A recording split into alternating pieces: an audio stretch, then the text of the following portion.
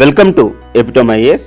నేను మీ గణేష్ సార్ని. కోచింగ్ టైంని ఏ విధంగా యూటిలైజ్ చేసుకోవాలో చూద్దాం. ఇప్పుడు మనం ఏం చేస్తాము అంటే, కోచింగ్ తీసుకునే టైంలో టీచర్లు చెప్పే నోట్స్, క్లాస్లో డిక్టేట్ చేసిన నోట్స్ను పక్కన పెట్టేసి మళ్ళా మనము ఎన్సీఆర్టీ అని చెప్పేసి లేదా స్టాండర్డ్ బుక్స్ అన్ని చెప్పేసి మనం చదవడానికి ప్రయత్నం చేస్తాం. ఒకవేళ మీకు టైం ఉంటే రెండు చేయండి, లేదు అనుకుంటే మీ క్లాస్ నోట్స్ ఏదైతే ఉందో, మీకు మీ టీచర్లు ఏదైతే ఎవ్రీడే డిక్టేట్ చేస్తున్నారో దాన్ని చదవండి. దాని యొక్క కాన్సెప్చువల్ క్లారిటీ పెంచుకోండి.